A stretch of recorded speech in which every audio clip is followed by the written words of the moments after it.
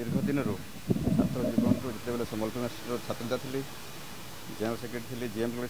छात्र थी विजु सागर मोर छात्रनीति आरंभ करी परवर्त समय नवीन सागर मोर मुख्यमंत्री समाज कम कर बीजेडी सागर बहुत भाव में जड़ित थी गोटे दल जो गठन है 1997 से समय दल गठन भी मो गोटे गुंडी मुसाद मोर योगदान थिला एवं ए दल बहुत किसी काम कर मत भी दल आम नेता मत सम्मान देते 14-19 लोकसभा टिकेट देते आसते लोकों सेवा करी 19 से मो टिकेट बची थी पुणी दल काम कली जिला सभापति अच्छी विभिन्न उपनिर्वाचन पद्मपुर हो विजेपुर हो ब्रजानगर हो विभिन्न उपनिर्वाचन दल कठिन काम करी मत जहाँ संभव होती निष्ठा सहित लोकों अंचल बरगढ़ जिला झारसुगुड़ा जिलार विकास लोक सामूहिक विकास प्रत्येक लोक विकास काम करते से जो सुझाव नवीन को धन्यवाद देवाई द्वितीय आज मुझे अनुभव करुँची बीजेडी जो नीति आदर्श गठन होता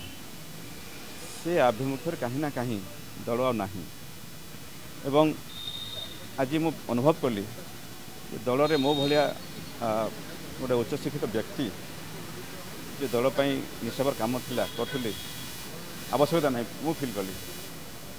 तेणु मु भाविली यहाँ बहुत हाई टाइम दलर प्राथमिक सभ्य पदर इस्ताहा देवाई आसती बरगढ़ जिला विजु अंचल सभापति थी इस्ताहा देली मोर इंटेलेक्चुअल मार्क अच्छा बरगढ़ झारसुगुड़ा लोक मैंने अच्छा आलोचना करी आगामी कार्यपंथा कौन करी पब्लिक लाइफ दूरे जी मोर स्वार्थपर मनीष हो गोटे महान उद्देश्य महान चिंता करके आसी पब्लिक लाइफ को तो निश्चित भाव में आलोचना कर मोर परवर्त निष्पत्ति नेबी होता तो मो 2019 टिकेट दल छाड़ा कथा 2019 भी गोटे विनिंग सीट था मत लोक रिपीट चाहूले बरगढ़ झारसुगुड़ा लोक मत टिकेट मिललानी तो मुझे टिकेट माने दल छाड़ी था एवं कहीं छाड़े एवं टिकेट बंटा सरला एवं कौ पार्टी टिकेट पाइबार भी संभावना ना बा मु को आशा कमिटमेंट कड़े मुझे जाऊनी कौन कर निष्पत्ति नेबी किंतु दुख यार है जे गोटे जिला सभापति कौन विचार विमर्श ना गोटे इंटरनल डेमोक्रेसी ना एवं मुझे अनुभव कली दल बर्तमान जो गति चली आम भाया लोक बहुत दल दरकार नहीं